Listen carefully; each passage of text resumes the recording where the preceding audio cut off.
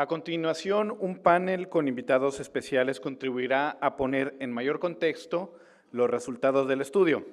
En el panel, los retos públicos van a participar Mónica Villegas, quien es antropóloga de la Universidad de los Andes, con maestrías en políticas del desarrollo, geografía y ordenamiento territorial y urbanismo.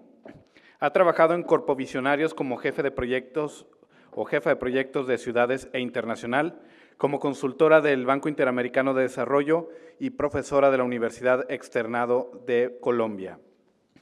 Fue directora de Bogotá, ¿Cómo vamos?, y actualmente es la gerente de proyectos sociales de la Fundación Corona en la línea de ciudadanía y coordinadora del eje de ciudad del programa Liderazgo por Bogotá de la Universidad de los Andes. Gilberto Miranda, politólogo por el Tecnológico de Monterrey, analista político en medios de comunicación, consultor en comunicación pública. Contribuye con artículos y participa con regularidad en programas de opinión en medios de comunicación como El Norte del Grupo Reforma, Milenio, Reporte Índigo, entre otros. Se especializa en estrategias de comunicación pública para empresas y gobiernos. Ha realizado estrategias de comunicación para campañas presidenciales, federales y municipales, así como para diversos organismos del sector público.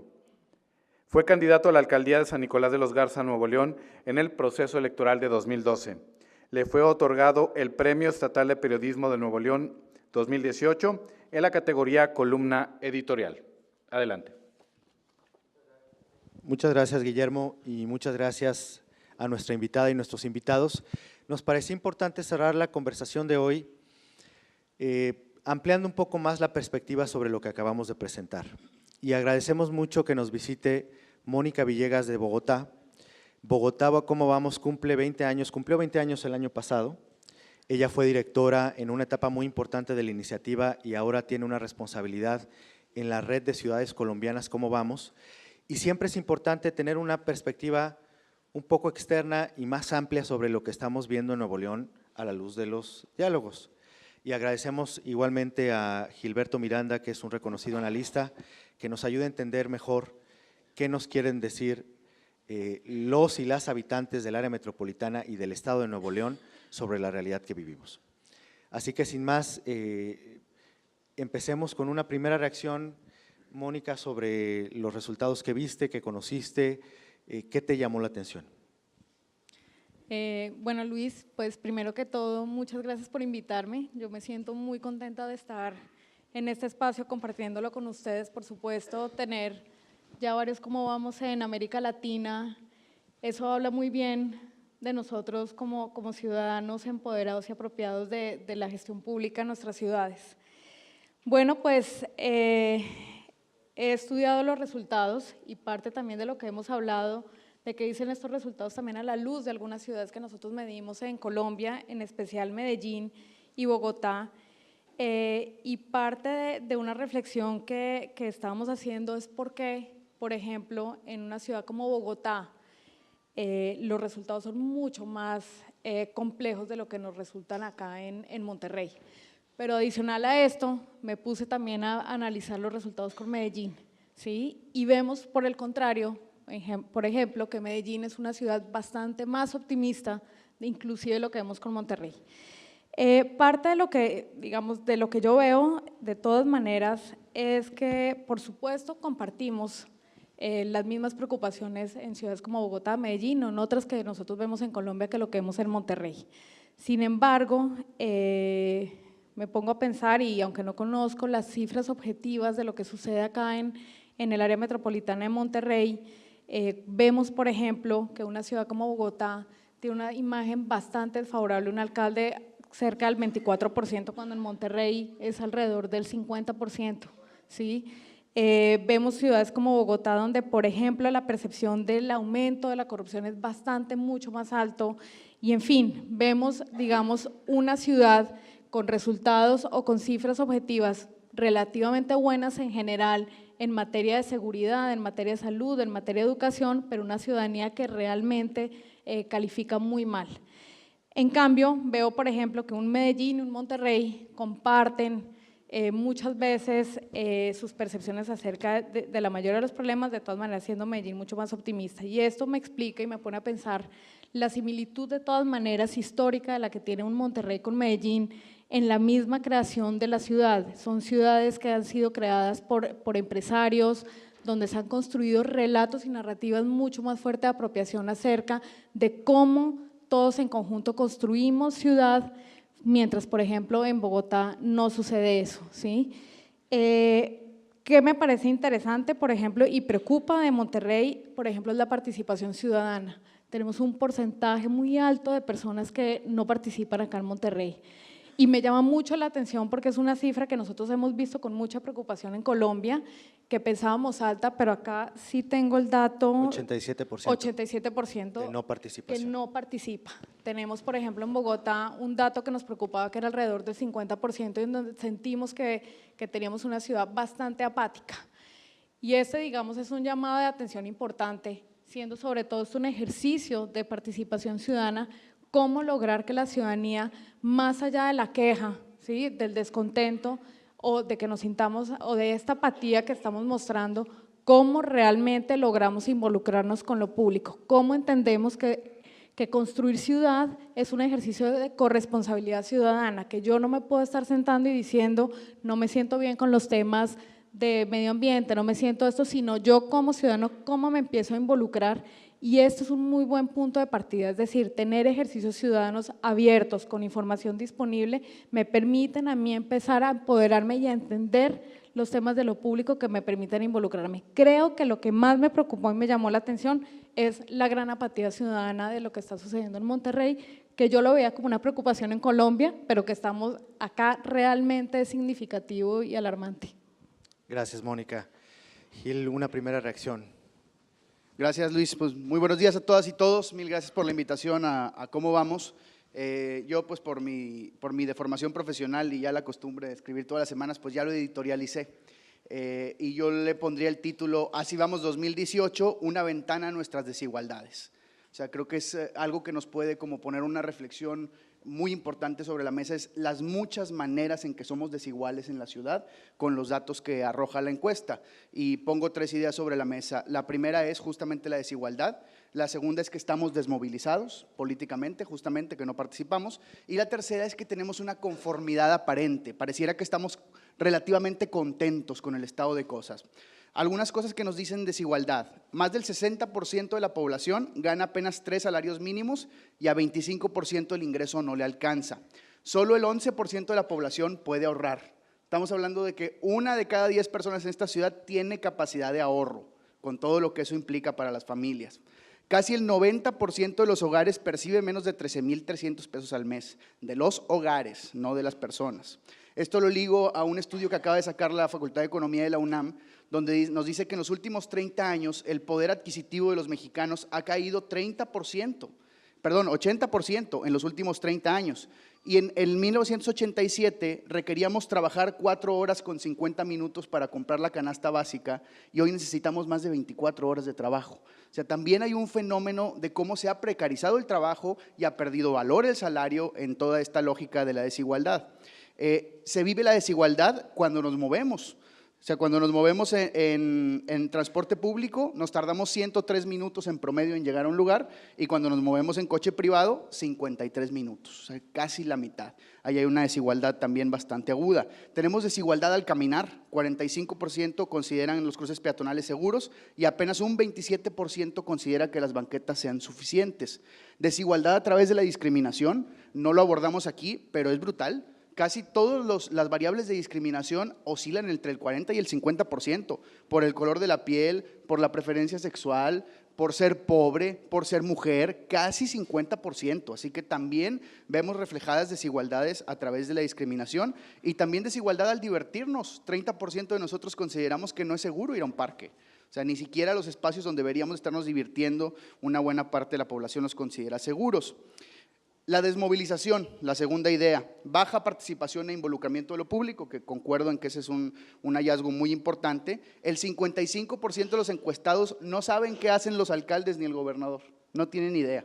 El 30% dice no me entero porque no me interesa, y otro 30% dice no me entero porque no tengo tiempo. O sea, y ahí ya sumamos un 60% de la población. Apenas un 13% de los papás se involucran, por ejemplo, en la sociedad de padres de las escuelas. Ese también me parece un dato interesante. O sea, si esto se compara con la Encuesta Nacional de Cultura Política o con el Informe País del INE, el dato es muy similar. O sea, más o menos entre el 10 y 12% de la población participa. Este es un dato muy consistente con los datos que se encuentra aquí. Y yo agrego un dato más, que de hecho también sacan el INE y el Colmex en ese Informe País. El 50% de la gente que participa en una actividad política se decepciona del resultado. Es decir, si solo ese 10% participa, la mitad de los que participan se decepcionan de lo que ocurrió. O sea, así que tenemos realmente un 5%, 8% movilizado constantemente, que pues probablemente somos los que estamos aquí, ¿no? Ese 5, 8%. Y mi tercer punto de esta intervención es la conformidad aparente. O sea, ¿por qué ante tantos problemas parece que estamos pues, relativamente conformes? O sea, hay optimismo económico, a pesar de lo que dijimos, de que la gente no tiene para ahorrar, de que mucha gente no le alcanza. 76% siente que le irá igual de bien o mejor económicamente, a pesar de que 33% dice que el ingreso familiar no es suficiente. Aunque para el 60% de la población el principal motivo de su viaje es ir al trabajo, solo el 4% de la población estaría dispuesta a cambiarse de casa a un lugar más cercano a su trabajo. Ahí es muy interesante, ¿no? O sea, ¿por qué si mi principal traslado y mi principal tiempo en el camión o el coche es para ir a trabajar, no quiero vivir más cerca de donde trabajo? O sea, ¿cuál es el modelo de vivienda y el modelo de ciudad que tenemos en la cabeza y a qué le estamos dando valor respecto a los lugares donde vivimos?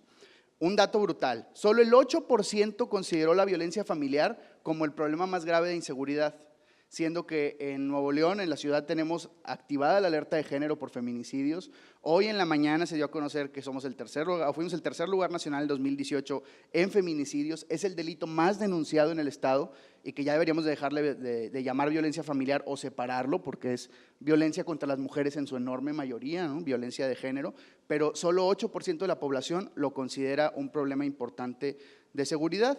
Creo que estos son como las principales ideas que destacaría de entrada, ¿no? Que estamos en una fuerte desigualdad, desmovilizados políticamente y aparentemente conformes. Gracias, Gil. El segundo punto que valdría la pena profundizar un poquito más es qué nos dice sobre la ciudad, es decir, sobre Monterrey como área metropolitana. Este estudio es complejo porque si bien los cómo vamos suelen centrarse en una unidad de análisis, por ejemplo, en el caso de Bogotá, Bogotá o de Medellín, Medellín. Esta zona metropolitana es compleja y hay municipios que en sí mismos tienen la cantidad de población y de retos que valdrían un estudio o una iniciativa por sí misma. Entonces, a ustedes, el estudio, ¿qué nos puede decir un poco más sobre esta complejidad que es el área metropolitana de Monterrey? Bueno, realmente, inclusive nosotros hemos venido reflexionando sobre la importancia de empezar a medir no únicamente las unidades del municipio por sí solos, sino entender la misma relación con la región.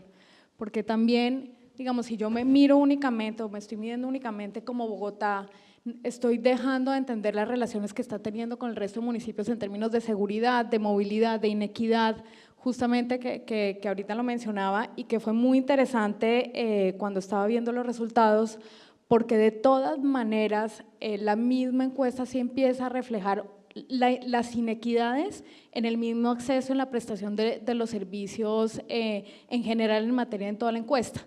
Lo vemos, cuando ya lo vemos a manera territorial, vemos que hay unos municipios que cuentan con unas condiciones socioeconómicas más favorables que el resto de municipios y asimismo se puede ver una relación, creería yo, directa frente a lo que está pasando con relación a la percepción ciudadana. Entonces tenemos estos municipios de San Pedro, en fin, donde en general vemos que están mejor calificados, la relación con la policía, la relación del ciudadano mismo con la policía, la misma relación con los temas de medio ambiente. Lo que empezamos a ver y entender muy bien es esa relación y cómo esta relación misma de los municipios también genera ciertas inequidades en el acceso a los servicios públicos, en la manera como está sucediendo la misma relación. Entonces es muy importante y creo que es bastante favorable entender y poderse comparar con los municipios aledaños. Entender, por ejemplo, qué está pasando en un municipio que me permita a mí entender o aprender de una buena práctica que yo también la puedo empezar a implementar a sí mismo. y también entender mucho mejor cómo se da esta relación entre las áreas metropolitanas y esta relación para evitar tantas inequidades en el territorio, ¿sí? Cuando nosotros también en Bogotá nos estamos empezando a comparar con 11 municipios al norte de Bogotá, que es una de las principales áreas metropolitanas, podemos empezar a entender no únicamente al interior de Bogotá, sino cómo se pueden estar gestando estas mismas inequidades, cómo Bogotá se las crea a estos municipios y cómo se empiezan a generar unas dinámicas desfavorables. Por ejemplo, gran parte de la población que se quiere mudar de Bogotá y vivir en un municipio afuera simplemente por un costo de vida, por problemas de movilidad. Y estas encuestas, entendiéndonos en una relación regional, sí nos permite entender cómo, que es imposible entendernos en una dinámica cerrada, podemos mejorar las condiciones de vida de una manera mucho más colectiva en el territorio. Entonces, es muy valioso y muy pertinente porque sí lo vemos a lo largo de toda la encuesta, esta relación que me pareció muy importante de inequidad en el territorio a partir de una relación de unas condiciones socioeconómicas a otras condiciones favorables para un territorio que generan unas mejores condiciones de vida, un bienestar subjetivo, y en otros territorios no es así. Entonces, una posibilidad de reflexión muy importante en ese sentido. Gracias, Mónica. Gil. Bien, pues como decía, creo que desigual parece ser uno de los adjetivos que mejor define la ciudad. Sin embargo, la desigualdad no parece ser uno de los temas de agenda pública, ¿no? O sea, no parece que estemos discutiendo cómo disminuir la desigualdad en la ciudad, y esto también creo que crea paradojas, porque muchas veces la menor inversión irá, o la mayor inversión irá a quienes menos lo necesitan. O sea, probablemente el volver a hacer más jorobas, además de que nos pone todavía en el modelo de movilidad motorizada que tenemos, que los problemas, etcétera, pues es una inversión que es muy alta en los municipios y que beneficia normalmente al votante pues clase mediero para arriba, que tiene ese coche y la capacidad de moverse, y sigue perpetuando las desigualdades, ¿no? Sí veo una necesidad, un esfuerzo de coordinación por igualar oportunidades y el acceso a los benefactores y satisfactores, pero en el mejor espíritu del bienestarismo. Es decir, no podemos decir una democracia que funcione, es una democracia que funcione para los muchos, no para los pocos, ¿no? Creo que eso también hay que tenerlo claro. Y que una lectura superficial de los datos nos haría suponer que toda la población está feliz o que cuando menos está conforme. Y mi tesis es alterna. Yo creo que están adormecidos, estamos desmovilizados, estamos desmotivados políticamente, y que eso genera en gran medida que no estemos expresando o dimensionando en toda su justa, pues valga la redundancia, dimensión, las problemáticas que tenemos. Y probablemente la ciudadanía no está confiando en la política. Recuerdo esta frase de Bauman que define la crisis de la democracia como el colapso de la confianza. O sea, cuando colapsa la confianza, cuando no podemos confiar en nuestras autoridades, entre nosotros mismos. Me sorprendió el dato, por ejemplo, que casi 40% de la gente dice el famoso la corrupción somos todos, ¿no? O sea, en la corrupción me incluyo yo, casi 40% de la gente lo dijo en la encuesta, ¿no? Entonces, ese también es un punto de desconfianza importante. Solo como contexto, una pregunta que hacemos y que está en el estudio completo es ¿quién consideran el principal responsable de la corrupción? Y la percepción de la población está dividida. Un 40% cercano piensa que es el gobierno y un 40% piensa que somos todos, y la pregunta explícitamente dice incluyéndolo a usted. Sí, y a mí me pareció brutal ese dato, ¿no? O sea, si 40% de nosotros nos asumimos como parte de la corrupción, entonces también las posibilidades de confiar entre nosotros mismos, entre vecinos, entre compañeros de trabajo, entre quienes están en una iniciativa por mejorar las cosas, pues son mucho menos probables, ¿no? O sea, es mucho menos probable que establezcamos esos lazos de activación política si la desconfianza es tan alta. Así que creo que ese es un punto neurálgico a trabajar. Esto nos habla un poco de la ciudad como contexto, pero dos ideas, y empezamos con una para cerrar esta discusión. La primera es, ¿qué nos dice en la relación con las autoridades? Y sobre todo, yo creo que también, ¿qué le puede decir a las autoridades? Y ustedes, Mónica, han tenido una relación compleja, pero interesante, con las autoridades locales en cuanto al uso de esta información y en cuanto a asumir que finalmente los datos nos presentan una realidad que es un error no voltear a ver. Entonces, nos gustaría un poco que nos compartieras tú cómo lo ves desde la perspectiva de los resultados de la encuesta, pero también cómo lo han visto y cómo han evolucionado esa relación desde tu punto de vista a partir de estos instrumentos. Bueno, pues hay algo que también quisiera añadir y que puede empezar a unir lo que quiero decir, y es sobre todo el tema de la confianza, que hay algo, digamos, desde las encuestas de percepción ciudadana muchas veces es muy complejo medir, pero yo creería que el principal problema de confianza no necesariamente es la desconfianza que tenemos nosotros como ciudadanos hacia las instituciones, sino la desconfianza tan grande que tienen las instituciones y los gobernantes en la ciudadanía. ¿Sí? Creo que ahí realmente es una de las principales barreras que tenemos para que nosotros como ciudadanos nos podamos involucrar, y por eso el gran descontento de ese porcentaje tan pequeño que participa, que al final se siente frustrado, porque cuando como ciudadanos tratamos de involucrarnos, tratamos de participar, en general las instituciones desconfían tanto de ese aporte ciudadano a la gestión pública, que se cierra siempre y se pone una barrera para poder participar. Y ahí, digamos, me parece que es un punto muy importante para empezar pues a contar un poco cuál ha sido esa relación con varios gobernantes que hemos tenido después de 20 años, o en este momento que estamos en 24, tenemos 24 programas con presencia en 50 municipios en Colombia, y que hemos aprendido a lo largo del tiempo de esta relación, y cómo muchas veces la mayoría de estos gobernantes al principio desconfían.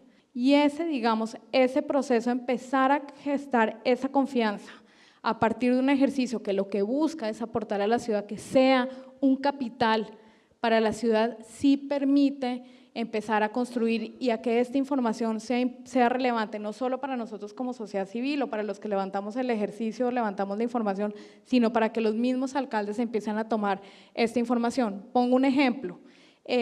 Bogotá viene bajando considerablemente las tasas de seguridad, sobre todo las tasas de homicidio. Cada año vienen bajando, inclusive situándonos como una de las ciudades con las tasas más bajas de homicidio en general con ciudades de América Latina comparables con Bogotá.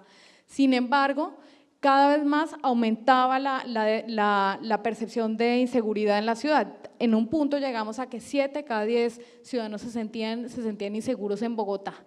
Y ahí también se empezó a generar un choque muy fuerte con el alcalde contra los resultados de la encuesta, porque no tenían ningún sentido, ninguna coherencia, cómo él venía bajando considerablemente estas cifras de seguridad, y nosotros por nuestro lado, desde la sociedad civil, diciendo cuidado, que hay una alta percepción de inseguridad en la ciudad.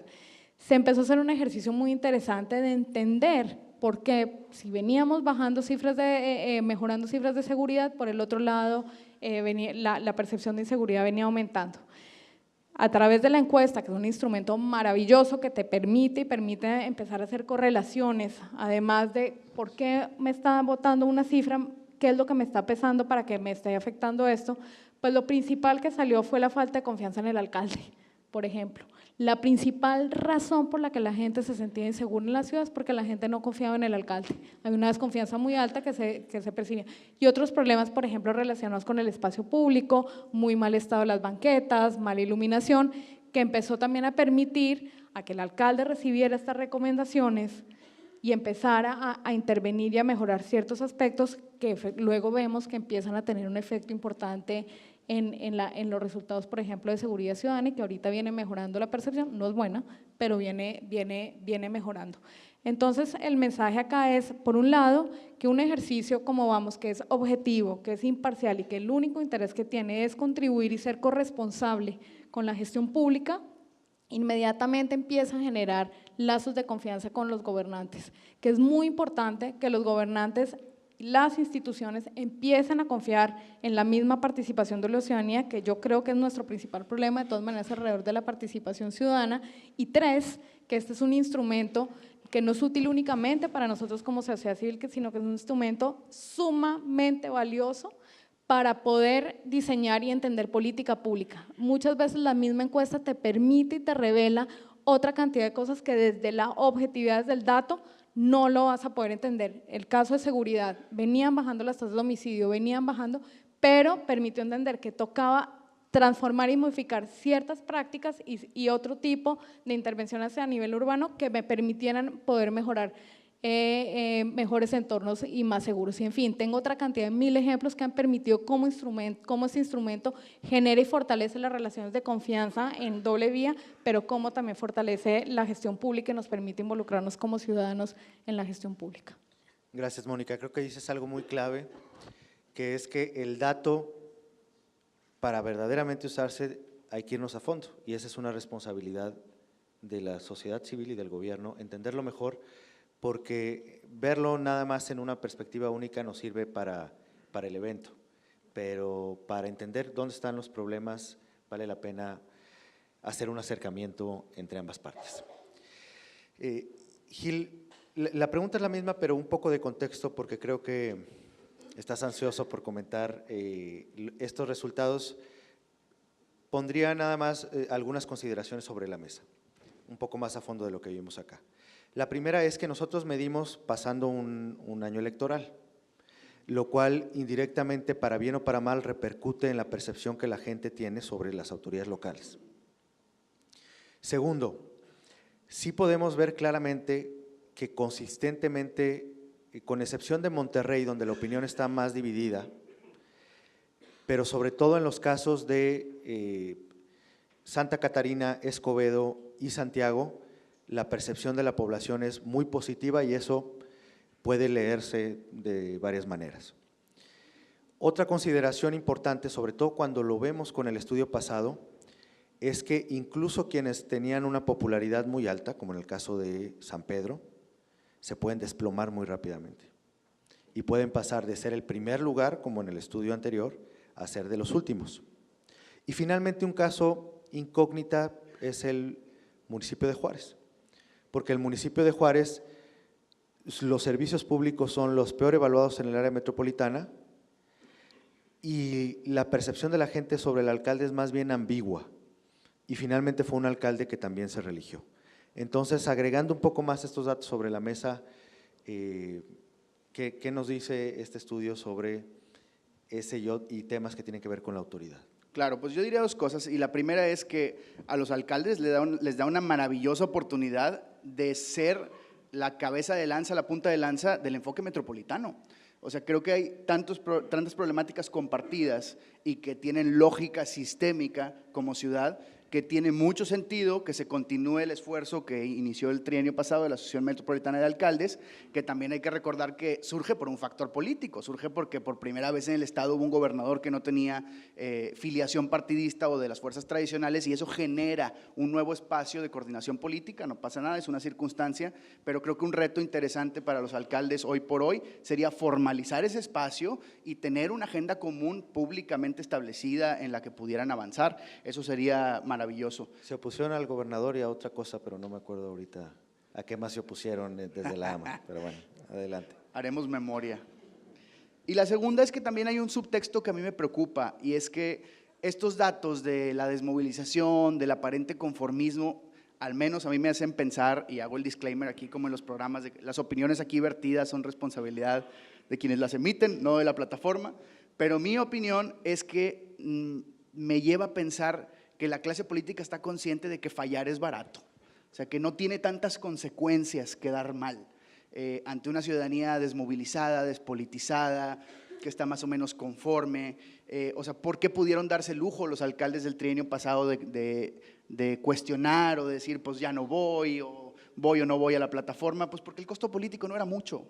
Esa es la realidad desde mi punto de vista, y eso me lleva a la necesidad de que tenemos que crear base social, de que tenemos que llevar la conversación a esos espacios públicos de la gente que está viviendo los problemas, pero que ni siquiera se está quejando de ellos o no se involucra, no los vuelve agenda, no está exigiendo soluciones. Pues hay que llevar la discusión a esos espacios, y probablemente por ahí vaya a cerrar mi intervención, pero creo que es ese llamado urgente a que privilegiemos las redes reales sobre las redes virtuales, o sea, que tengamos mayor capacidad de convocatoria, de base para generar grupos de presión política en el mejor de los sentidos, pues para poder empujar una agenda verdaderamente ciudadana, porque hoy pareciera que estamos conformes a pesar de tantos problemas. Pues muy bien, y para cerrar, creo que es importante hacer una reflexión y recapitulación final. Finalmente, el estudio, y creo que Mónica, lo has dejado ver en tus intervenciones, pues es un punto de partida de una discusión mucho más amplia. Este estudio tiene la virtud, dada la conformación del área metropolitana, que sí ofrece contrastes que pueden invitar a los actores públicos y privados a pensar, bueno, ¿por qué aquí sí está funcionando y por qué aquí no está funcionando y qué podemos corregir? Entonces, a manera de reflexión final, ¿qué podríamos esperar y cómo podríamos aprovechar mejor un instrumento así desde la trinchera ciudadana ahora? Bueno, pues, y me quiero atrever a meter, como decimos en Colombia, la cucharada frente a antes de responder, porque hay algo que también es muy importante y que las mismas encuestas también nos permiten ver, y es si como ciudadanos tenemos un relato, una narrativa compartida de lo que nosotros queremos como ciudad, ¿sí? Y eso es muy importante, y creo que esa debería ser una de las grandes apuestas que sería construir siempre a nivel municipal o metropolitano. Porque aunque es verdad que puede haber una ciudadanía pasiva, conforme, parte de lo que nosotros también hemos visto en varias de las encuestas de percepción ciudadana, cuando vemos que hay ciudades que son muy bien calificadas, como el caso de Medellín, como lo mencionaba ahorita, o ciudades muy mal calificadas, como es el caso de Bogotá, siendo Bogotá en datos objetivos que tiene mejores resultados que Medellín en muchos sectores y en muchos temas, y es porque vemos que ciudades como Medellín o regionalmente tienen estas narrativas y visiones colectivas de hacia dónde van como ciudad. Y entiendo que la pasividad, el descontento es una alarma, y es muy importante decir, la ciudadanía se tiene que preocupar por los temas que están mal, se tiene que movilizar y tiene que tener una agenda en torno a esto. Pero también es muy importante, y yo creo que habla muy bien muchas veces, y hay que entender, por supuesto, hay que entrar a entender la encuesta mucho mejor, porque en las ciudades muchas veces que están mejor calificadas es porque sí vemos que tienen una narrativa colectiva hacia dónde van como ciudad, y hay cierto optimismo que te permite como ciudadano y en general el colectivo empezar a encaminarse hacia allá. Y eso lo vemos clarísimo en todas las encuestas que tenemos en Colombia, donde en ciudades donde no tenemos una narrativa compartida como ciudadanos y una visión colectiva hacia dónde vamos, son las ciudades donde siempre son mucho más críticas, porque se quedan en la crítica de la gestión puntual de un alcalde, pero no hay este colectivo que busca encaminarse juntos hacia un ideal que quieran construir como ciudad. Entonces, esa parte me parece importante, y yo creo que parte de los aprendizajes que tenemos es cómo logramos compartir estas narrativas hacia futuro, compartidas de manera colectiva, que sí nos van a permitir tener mejores resultados en las encuestas. Y ahora, para responder puntualmente la utilidad y por qué esto es tan importante, y es que si esta información no existe, como ciudadanos y también como gobernantes estamos con los ojos tapados, ¿sí? Los mismos muchas veces gobernantes también gobiernan a partir de sus percepciones y de sus ideas de lo que debe ser, ignorando muchas veces los temas que son importantes para la ciudadanía.